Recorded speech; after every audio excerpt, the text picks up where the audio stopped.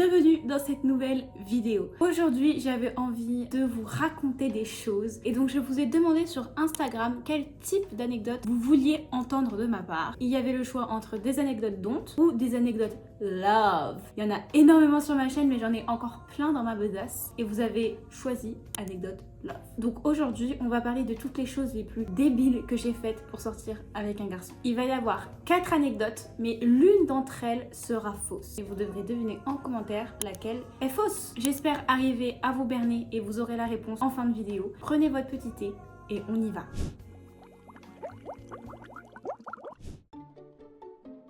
J'étais en CE2 et je crushais sur un CM1 qui habitait juste à côté de chez moi dans mon village et qui avait un an de plus que moi. Ce garçon, on va l'appeler Pucha.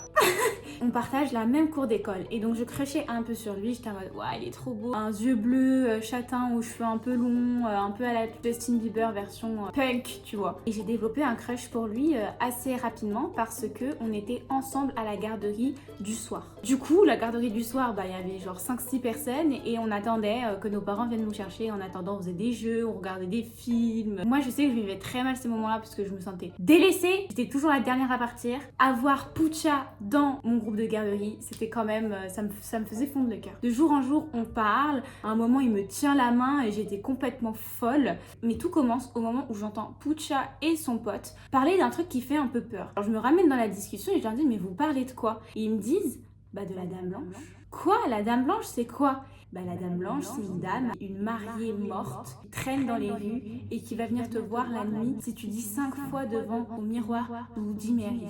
What the fuck? Je commençais déjà à avoir peur parce que moi à cette époque-là j'étais terrorisée par les fantômes, tu vois. Je t'enverrai sur MSN le lien de la vidéo. Tu risques d'avoir peur quoi. Ok, c'est pas grave, c'est juste en mode donne-moi ton MSN que je puisse te parler H24 même quand on n'est pas à l'école. Et oui, j'avais MSN à cette époque-là. J'y étais très tôt sur les ordinateurs. Il me donne son MSN. Le soir, je reçois un message et c'est le lien de la vidéo Bloody Mary. Je la regarde et écoutez-moi bien. C'était sur une musique d'Evanescence, c'était un vieux montage tout pété. Et moi j'ai flippé ma race, tu vois. Ça fait trop peur, ça fait trop peur. Anyway, je dois aller me coucher. J'essaye de m'endormir et je pleure et j'appelle ma mère. Et ma mère me dit mais qu'est-ce qu'il y a? Et je fais Pucha, il m'a dit que la dame blanche elle allait arriver, elle allait venir me voir. Donc au final je m'endors et le lendemain je vois Pucha. Je lui dis mais ça va pas ou quoi? Hier soir j'ai pleuré, j'avais trop peur, ça m'a foutu la trouche. Oh pardon, je suis désolée, je pensais pas que ça allait faire peur. C'est faux, tout est faux, c'est des montages vidéo etc.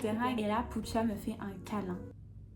Il me patte la tête comme ça là, il me patte la tête et j'étais en mode mais c'est l'homme de ma vie en fait. Il s'est excusé premier degré, il était vraiment peiné, il me fait un câlin et il me patte la tête. Allô? Allô? Non mais moi je rigolais plus. À ce moment-là je rigolais plus, j'étais en mode ok le plan doit commencer. À chaque fois qu'on était à la garderie, qu'on devait faire un truc, dessin, film, etc. Je m'asseyais à côté de lui. Il était tout le temps dans ses pattes. J'en parlais à mes copines et elles étaient en mode oh, c'est vrai mais tu vas peut-être sortir avec Pucha, etc. C'était un peu genre le beau gosse de l'école. Et j'avais des temps assez privilégiés avec Pucha quand même. À cette époque-là, il y avait les cartes DreamWorks que tu avais au Carrefour et ils te fournissaient un carnet et tu devais mettre tes cartes. Anyway, c'était la meilleure chose ever. Je me ramène à la garderie avec mon petit classeur. Pucha me voit avec, il me dit oh my god, mais tu l'as rempli entièrement? Et oui, je l'ai rempli, regarde et tout, je frime un peu, machin. Est-ce que tu peux me donner quelques cartes? Ça va pas ou quoi? Non, je te donnerai aucune carte. Comme ça, je vous ai déjà les comptés, j'étais déjà une businesswoman. J'étais en mode mais tu crois que je vais te donner gratuitement? Non. Qu'est-ce que j'ai en échange? Qu'est-ce que tu veux? Je dis, je veux un bisou ici. C'est deux comme ça. Businesswoman et bourreau des cœurs. Bourreau des cœurs. Ok, il me fait un bisou là. Et moi, j'étais tellement sous choc en fait que je prends le carnet et je lui donne entièrement. Tout mon carnet, je lui donne. Et il me dit, mais t'es sérieuse? Oui, je suis sérieuse. Il me fait un câlin, il saute et tout ça. Je n'ai plus jamais revu mon carnet. Ce mec ne m'a plus jamais adressé la parole. Voilà.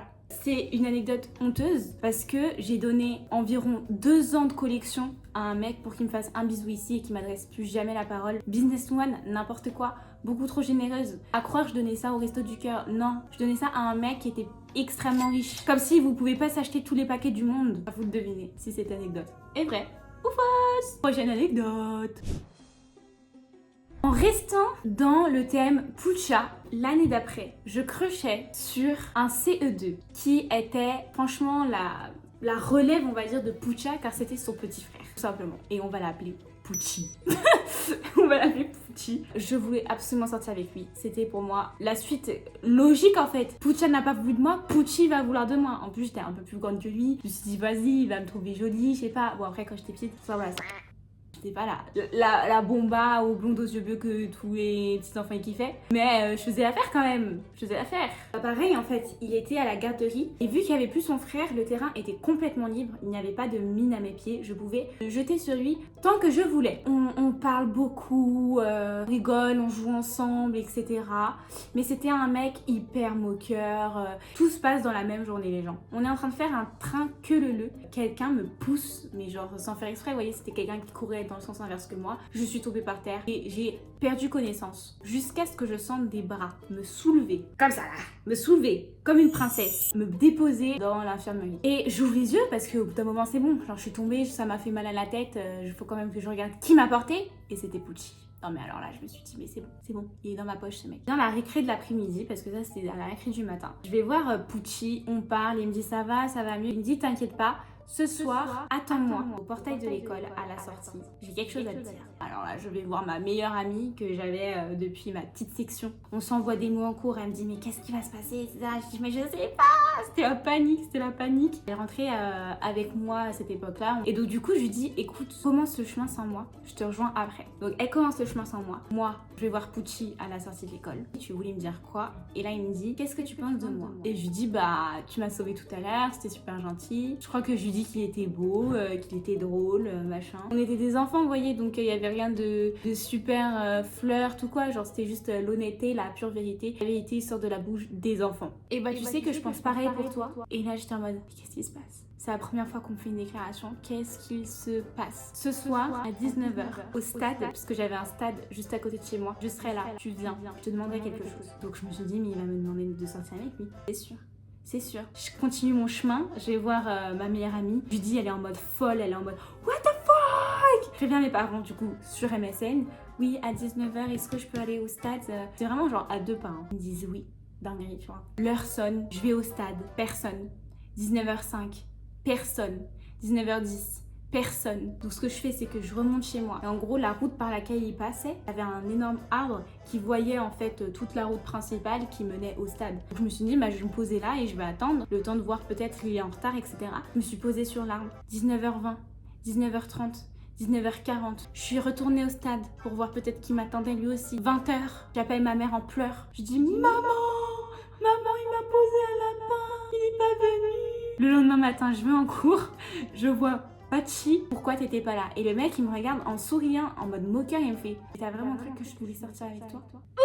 Non mais vraiment les gens, je vous jure, même encore aujourd'hui ça me choque. Il me dit de toute façon j'étais avec mes cousines, je sais pas quoi, je pouvais pas venir. Je dis mais pourquoi tu m'as donné rendez-vous? Il me fait bah je sais pas. 7 ans, 8 ans, j'ai attendu 1 heure un garçon pour qu'il me demande de sortir avec lui, ce qui n'est jamais arrivé. Mais le plus drôle dans tout ça, quelques mois plus tard, un week-end, j'étais en train de zapper à la télé et j'étais debout et je regarde à travers ma fenêtre qui donnait sur mon portail et je vois qui?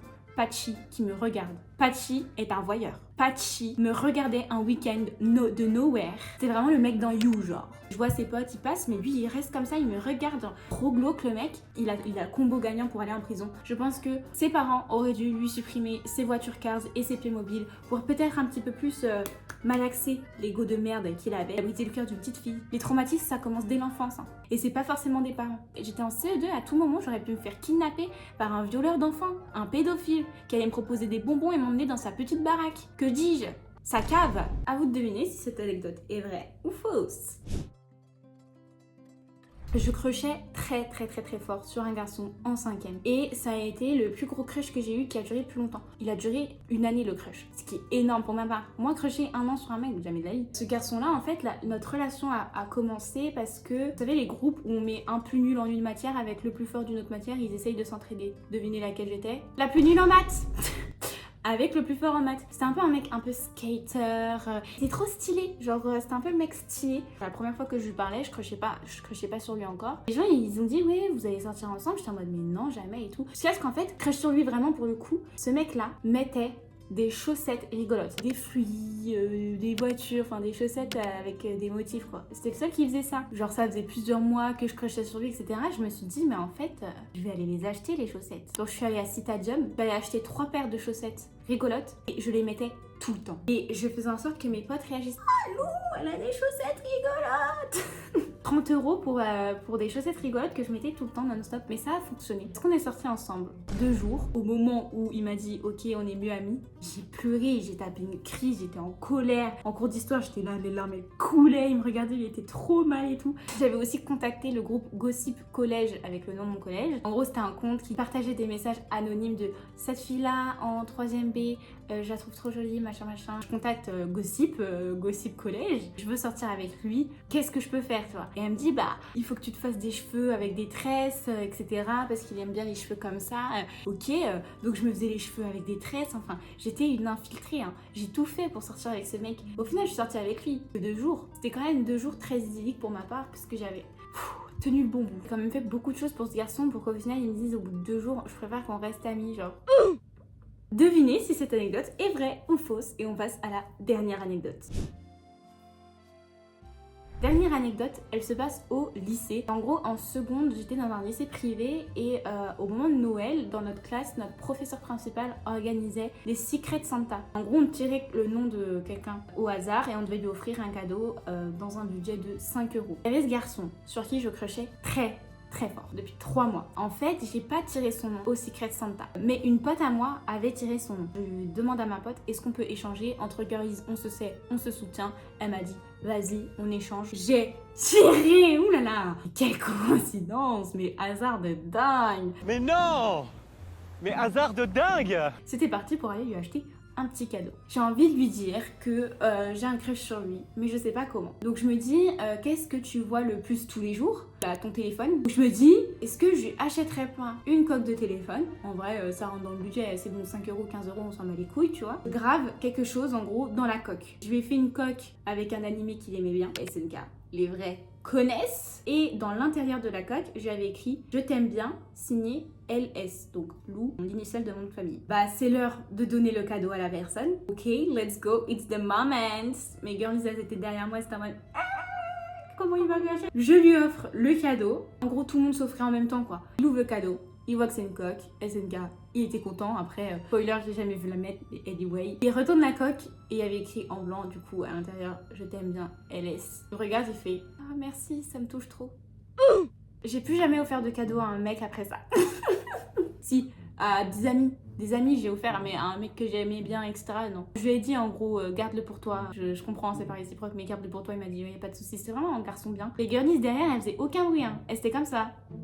Donc voilà, c'était l'anecdote. C'est quand même une chose que j'ai faite et qui est un peu, pas débile, mais fébrile, que je ferai plus en fait. Voilà, j'ai raconté toutes les anecdotes. Maintenant, je vous laisse un peu de temps pour écrire en commentaire laquelle vous pensez était la fausse. La fausse, c'était la dernière. C'était pas mon anecdote. C'était pas mon anecdote, c'était une anecdote que j'ai demandé à ma maman. J'espère que je vous ai eu, en tout cas. Les autres est très vrai, par contre, je me suis vraiment fait boleuse de fou. Mais anyway, j'espère que cette vidéo vous aura plu. Je tiens absolument à vous remercier pour l'évolution de ma chaîne qui est absolument dingue en ce moment. Je prends des centaines d'abonnés par jour. Genre, je trouve ça tellement dingue. Donc je tenais vraiment à vous remercier pour ça, pour le soutien que vous m'envoyez, même en MP sur Instagram. D'ailleurs, n'hésitez pas à me suivre sur Instagram parce que je vous fais participer aux vidéos. Si vous voulez me soutenir financièrement, j'ai ma cagnotte Litchi. Ça peut vraiment m'aider, même 1 €, 2 € à me soutenir. Donc vous pouvez me suivre sur Twitch si vous voulez me voir et me parler en direct. En tout cas, moi je vous fais des énormes bisous. N'oubliez pas de commenter, de liker pour le référencement. Je vous dis à la semaine prochaine pour une nouvelle vidéo. C'était Alou. Tchou!